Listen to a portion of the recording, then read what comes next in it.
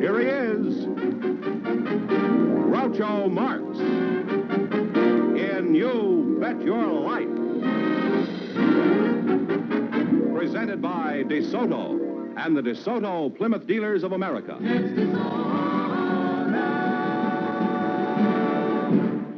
Here he is, the one, the only...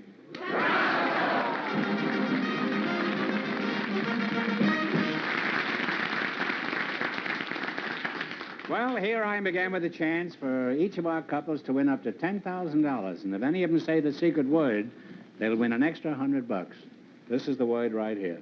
All right, George, who's first for DeSoto? Charlene, Crotty, and James MacGeorge are standing by, Groucho. And incidentally, they're both young single people. So vote you in, please, and meet Groucho Marx. Welcome to You Bet Your Life. Say the secret word and divide an extra $100. It's a common word, something you always have with you. Charlene, Crotty, and James MacGeorge, eh? That's right. You're a nice-looking young couple. Where are you from, Charlene? Okmulgee, Oklahoma. Okmulgee? Mm-hmm. Where is that? All I know is it's about 30 miles from Muskogee. Well, how far is Muskogee from Okmulgee? No. Well, if it's 30 miles... Oh, pardon me, yes. It must 30 be, miles each way. That makes a total of 60 miles, huh? Have you ever been to Muskogee? Yes, a few times. And you went back again? Yes. You knew it was 60 miles. Mm-hmm. Where are you from? James MacGeorge, where are you from, James? Seattle, Washington, Groucho. Seattle? I thought you were from Scotland. You're not married, huh? No, I'm not. Why not? You're bright, nice-looking, prosperous-looking, and do you want to get married? Well, I think the individual security and destinations of a person should be taken care of before they take on the added responsibility of marriage. Do you know that it's 30 miles from Okmulgee to Muskogee? In other words, what you're saying is that you want to know where you're going before you get married, huh? That's right. Well, my advice to you is to marry a ticket seller at the Union Station. Have you ever found a girl that you'd like to marry?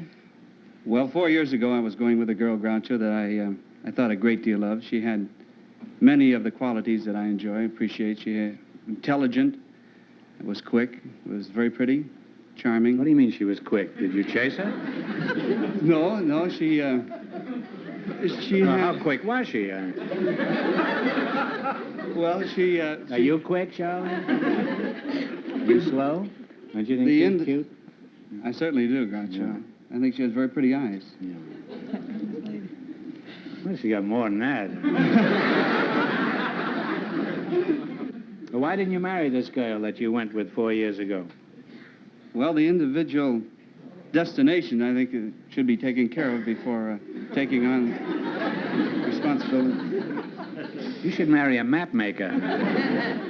You think, in other words, the whole thing is none of my business. Is that what you're...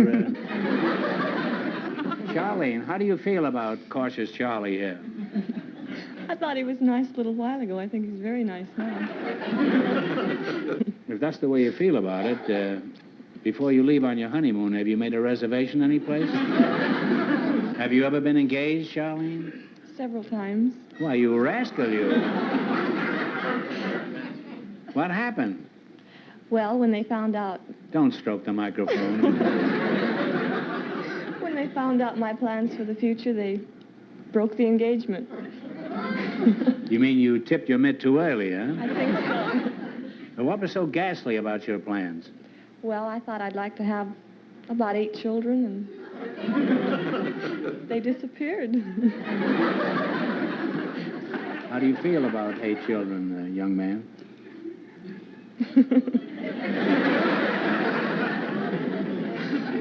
Well, I think, Groucho, that 3 is about right. To begin with, huh? No, I think that would be just about right. Maybe 2 boys and a girl. Well, don't worry, Jim. When you have 8 children, you grow old and can't work anymore. You can always rely on your kids. You can rely on them not to give you a nickel. You're lucky if you ever see them again. Charlene, I'm curious to know why you, such a demure young lady, should like such a large family. Have you ever been around a lot of kids? Are you from a large family yourself? No, but I have 24 girls now. Well, jumping Jehoshaphat. What do you think? How can you, what, have you 6 sets of quadruplets? No, I'm a house mother at a home for girls. How old are these kids? 14.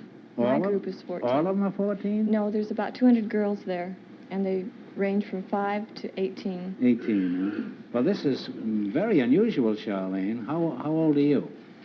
Oh, I can't tell you, because if the girls happen to see the show, they don't know how old I am, and they think I'm a lot older than I really am. Well, could you whisper it in my shell-like ear? Come over here. This will also give me an opportunity to put my arm around you. So what? To a 14-year-old girl, that's old age. I'm going to reveal your right age. It won't make any difference. You don't care, do you? Oh, yes. Well, it's pretty, you won't believe this, but Charlene is 79 years old. Now, Jim, what sort of work do you do? Well, Groucho... I imagine you sell 1% bonds or something. Though I do the storyline for comic books. I write the storyline for comic Oh, you're a writer? Well, it's an honor to welcome an eminent literary figure to the show. Have you ever received the Pulitzer Prize? Have you ever read a comic book? What's your answer to charges that comic books contribute to juvenile delinquency? Well, I think crime comic books are very bad for children. Mm-hmm. But the kind of comic books that I write the storylines for, I think are beneficial. They're a lot of fun. They're clean, good fun, and with a small percentage of education in them. Mm-hmm. How small a percentage, would you say? Now, what are some of the clean, funny, and educational stories that you've written? Well, storylines for Bugs Bunny, Elmer Fudd. Elmer Fudge? No, Fudd, F-U-D-D. And... F-U-D-D, huh? Well, name some others, huh? Well, there's Sylvester, the cat, and Tweety Pies, Andy Pandas. This is all kind of baby talk, isn't it? How long have you been writing stories for comic books? Well, about 2 years now, the storylines, Groucho. Do you do anything else? Do you sing or play the banjo or anything like that? No, Groucho. The only thing that I do is the Tonkabushi. You do, huh? I haven't done it in years. What is it? Well, What is it? The Tonkabushi is a Japanese dance. Oh, Japanese. Well, do you need music?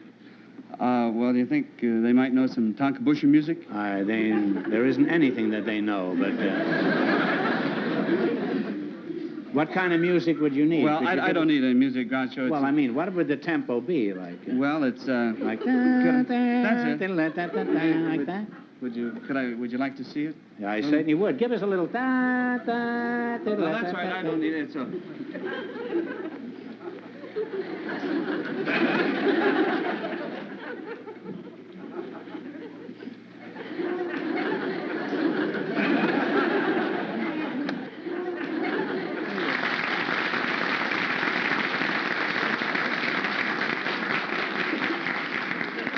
It's pretty good, but Charlene, would you mind doing it with them this time? I don't know. Well, I don't care. Let's just see it. See how you'd match up together. Huh? Do it together. Huh? The closest thing I can do to it is a camel walk. Camel walk? Mhm. Well, let's have that. Huh? We'll take anything. I have to take my shoes off. Give him a little tonka-mooka-mooksy there.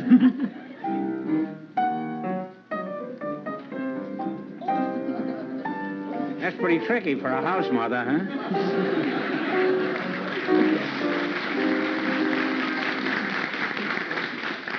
Well, you're a nice young couple, and if anything comes of this meeting tonight, please keep it to yourself. No, I won't be responsible for anything, but I think you match up very nice together, and I wouldn't be surprised if you wind up as Mrs. Tweety Pie. Now, are you prepared to go into the more intellectual phases of our program? Well, I'm not. Luckily, I have this in front of me. You selected a movie quiz from our list of 375,000 categories.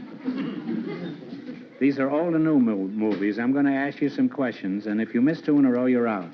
If you get 4 in a row right, you win $1,000. Now, one answer between you on all the questions. Here are the stars. You tell me the name of the picture. Rita Hayworth, Frank Sinatra, and Kim Novak. Talk it over. Your partners. Good. Pal Joey? Well, Joey is right. You're on your way with one right. Gary Cooper and Audrey Hepburn played in a picture about a millionaire playboy in Paris. What was the title? Yes. Love in the Afternoon? Love in the Balcony. No, Love in the Afternoon. That's right. Now you have two right. June Allison and David Niven play in a remake of My Man Godfrey. What two big stars played in the original screen version?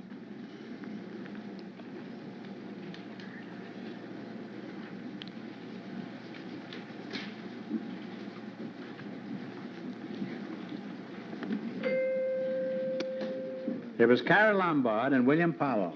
Now you have one wrong. If you get the next one wrong, you're out of the game. One of Ernest Hemingway's early novels is a 1957 movie starring Tyrone Power and Ava Gardner, among others. What is the name of it? Hemingway movie, Hemingway novel. Tyrone Power, Ava Gardner.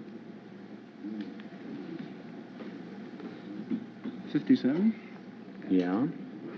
I saw it just a few weeks ago.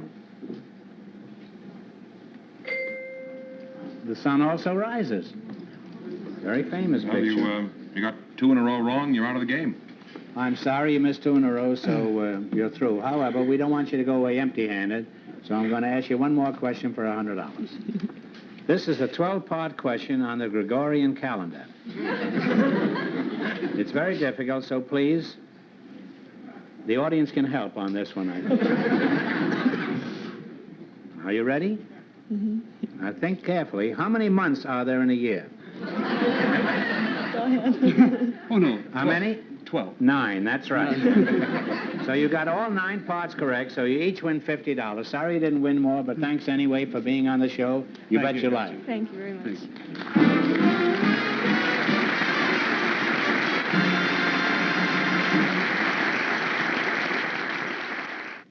Here's a fashion note from poor Groucho's Almanac. If clothes make the man, style makes the difference.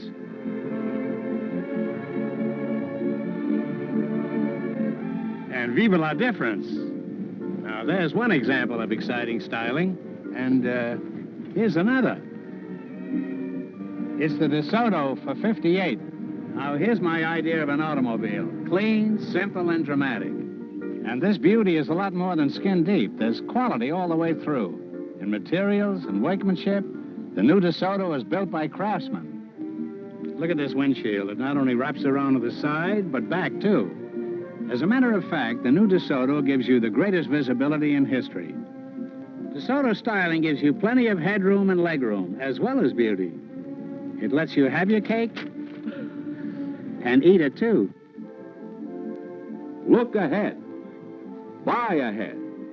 Buy DeSoto. Groucho, we have George Jarvis and Phyllis Diller who want to play You Bet Your Life, so folks, you in please and meet Groucho Marx. Welcome to You Bet Your Life. Say the secret word and divide an extra $100. It's a common word, something you always have with you. Phyllis Diller and George Diller. No, Phyllis Jarvis. No, George Jarvis. Phyllis, I'll start with you. Now, where are you from, Phyllis? I'm from Lima, Ohio. Isn't that the very latest style? Yes, this is it. This is the latest chemise, straight from Paris. Oh, I remember when they used to wear a chemise underground. And now they wear it right open the open. You got this from Paris? No, I got it at the May Company. In the May Company in Paris? No, in Los Angeles. You know that song, Will You Love Me in December, as you do in the May Company? And your name is Phyllis Diller, huh? No. You're George Diller, huh? George Jarvis. George Jarvis. And where is your native state, George? Well, I come from Pawhuska, Oklahoma. Oh, Pawhuska? Yes, Pawhuska. Well, tell us about Pawhuska. I haven't been there in some years. What is it like there? Well, actually, I don't know anything about it. We moved from there to Puerto Rico when I was only about a year old. Well, tell us, what is it like in Puerto Rico? Is it anything like Pawhuska? I don't remember much about Puerto Rico. We left there when I was about a year old and went to Plainfield, New Jersey. Do you remember anything about Plainfield, New Jersey? Well, very little. We moved from there when I was about 5. George, you haven't got much of a memory, have you? Well, I guess not. Are you one of those absent-minded professors? No, I'm in the guided missile program. I work for North American Aviation. With your memory, you working on guided missiles? Well, the missiles have the memory built into them. See. Well, folks, fill up the martini jugs and head for the hills. Do you ride one of these things? No, I haven't ridden one yet. Oh, well, what is your job with guided missiles? I'm field service manager for Rocketdyne Division of North American. Our job is to build rocket engines and see if they get in missiles and see that they operate right. We have men out in the field seeing if these engines work right. Uh-huh. And then while you're working on these, you watch the Sputnik go past, is that it? Yes. Well, do you predict that rocket ships in commercial flights will be around soon? Oh, certainly. I think particularly for long distances and if you're in a hurry. Well, for instance, if you wanted to go to Australia, say, you could do this in a jet ship in 10 or 12 hours. Mm-hmm. But if you're in a hurry, we can put you there in a rocket in an hour. You mean the Russians are going to go to the moon and we're going to Australia? That'd be a good idea. Say, that may be the solution for the whole thing. We're just going to hide in Australia until the whole thing blows over. Well, you must get pretty keyed up working around all that complicated machinery all the time, huh? What do you do for relaxation? Oh, I do several things. I play the trombone a little and play the viola a little, and I bulldoze. What do you bulldoze? Your wife, you mean? Oh, no. I have a bulldozer. Well, is it a male or female? I don't know. I think it's male. Well, what is a bulldozer? Is that a tranquilizer for bulls? Well, a bulldozer is a great big tractor that has a blade on it in front. You can let it down. You can push dirt with it, and it's powerful, makes a lot of noise. Well, how does this relax you? I mean, running a bulldozer. Oh, it's no worse than playing golf or hunting or fishing. It gives me good physical exercise. And, why? You're just sitting in this thing, aren't you? It jounces you around a lot, and you have to work to drive it. Mm-hmm. And it gives me good physical exercise, and I get a feeling of accomplishment. When I do something, I get results, good or bad, I get them. Well, you ever go to Palm Springs in it, or, make trips in it? Oh, but I've sure considered it on the Hollywood freeway. It'd really be the nuts for that. Put it halfway down.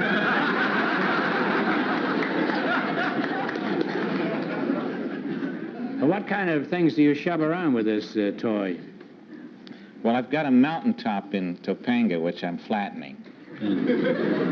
Are you angry at this mountaintop? Yes, sometimes. You flatten mountains because this gives you a feeling of power, is that right? It? That's George, right. You're in trouble. I guess so. You may think you have a hobby, but it's more serious than that. You have a neurotic compulsion. And I think you should see my psychiatrist. He'll be back next week. He's up in Arizona. He's filling up the Grand Canyon with dirt.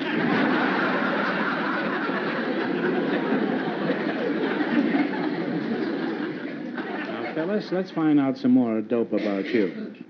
Are you married? Yes, I've worn a wedding ring for 18 years. Really? Well, 2 more payments and it'll be all yours. What was there about your husband that interested you when you first met him? Do you remember? Yes, it was sort of a mating thing, and I just took one look at him, and I decided, well, this is the way I want my children to look. Well, did your children look like him then? Yes, all 5 of them. You've got 5 children? Yes. That beats a full house, and you've got that too, I imagine. Now, Phyllis, what do you do to break up the monotony of housekeeping and taking care of 5 small gorillas? Well, I'm really not a housewife anymore. You got 5 kids and you're not a housewife? I beat the rap. You mean your kids came through with push-button controls? How is it you're able to get away from housewifing? I'm an entertainer. When did you arrive at this decision? Well, I was much too old. You mean To all do- 5 kids were squawking one morning? They and were you says, yelling and screaming. and you says, enough of this, I'm going to be an entertainer? Well, sort of like that. I decided it was silly to wait any longer because I really always felt I could do it. Mm-hmm. And so I made an appointment for an audition. Are you still an entertainer? Yes, Where are you employed now? at the Blue Angel. Oh, could you do a little of your act now? I'd love to. Say 30 or 40 minutes? It's kind of difficult. I mean, I can't... I know it is, but the audience, they're in a receptive mood right now. Well, I know they like my dress. But Mr. Marx was talking about his psychiatrist, and I decided I'd surely better be well-adjusted before I went into such a shaky business, and so I decided I should be analyzed, and I went to this analyst. He's helped me a great deal. In fact, I am so much better now that I get to sit up.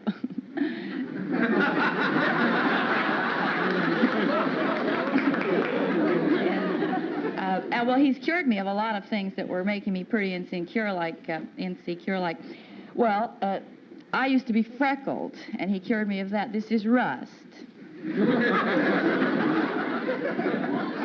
Are the 5 kids in the audience when this goes on? If they were, I'd be doing better, you know.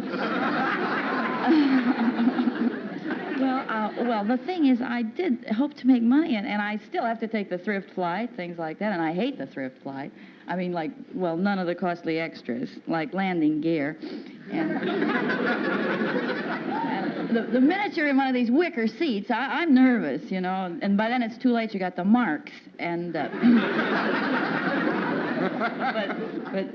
the stewardess is 86 usually because, well, she said she was one of the Wright sisters. She built the plane, and I said to her, I said, honey, sweetie, I had been shopping at the May Company, and it rubs off. I said, would you please tell me how long it will be before we get to Los Angeles? And she said, I don't know. We've never made it.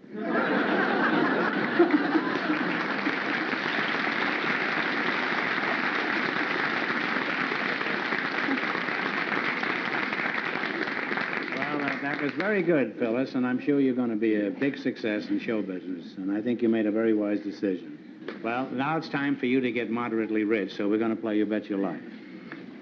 Now, you select the dictionary quiz. I'll give you the words. You give me the meanings. If you miss 2 in a row, you're out. If you get 4 in a row right, you win $1,000. Are you ready?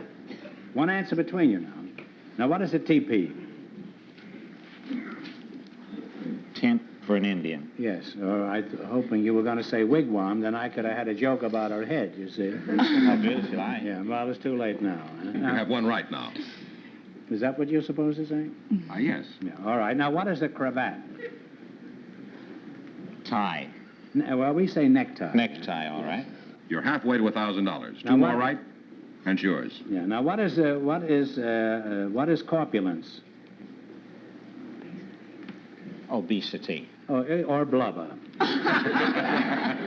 Get the next one right, and you'll have $1,000. Now, what is a numismatist?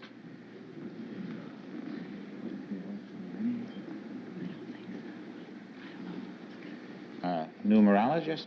No, the other one. Give him the other one. No, that's a coin collector. You were right. Did you say that and you did. talked him out of it? No, I didn't. Well, you now have one wrong. If you get the next one wrong, the game is over for you. What is a carafe? C-A-R-A-F-E. A pitcher. Yeah, I thought it was an animal with a long neck. It's a pitcher with a long neck. It's a pitcher.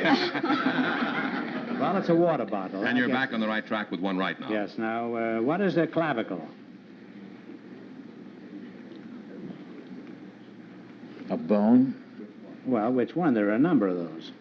Well, it's somewhere in the shoulder. Huh? It's somewhere in the shoulder, isn't it? Well, that's close enough. It's the collarbone. You have 2 right now. You have to have that because there's no place to put the button. They haven't worn in years. Now, what is another word for apothecary? Druggist. Druggist on the market, yes. One more right, and you'll have $1,000. What is claustrophobia?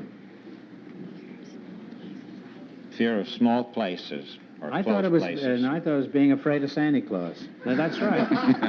Fear of enclosed places. Well, you won $1,000. Now, you can keep it and quit, or else you can come back later and try to double your money. You may even get a chance at $10,000. So go over there and sit down and think about it. And thanks for being on the show. Thank you.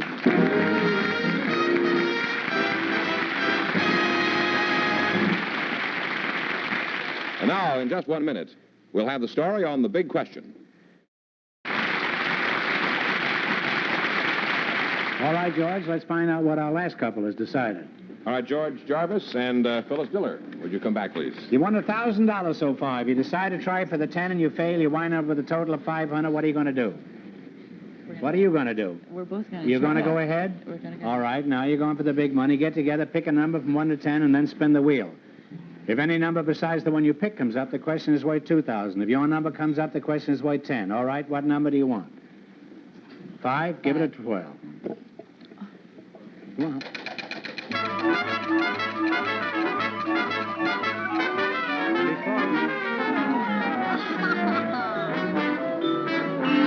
All right, your number was 5 and it came up 7, so this question is worth $2,000. You ready? The first Negro nation in the British Commonwealth was established in 1957, formerly called the Gold Coast, when it was a British colony. This new country has received widespread news coverage. For $2,000, what is the new name of this new nation? Talk it over.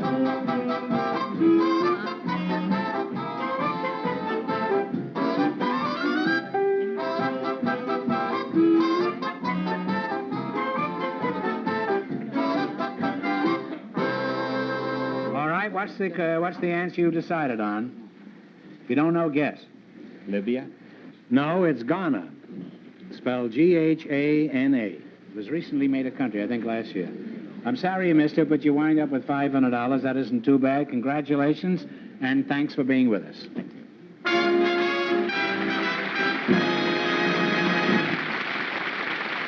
Be a wise bird.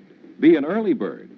Buy a new DeSoto now, and feather your nest with savings during your DeSoto dealer's early bird sale.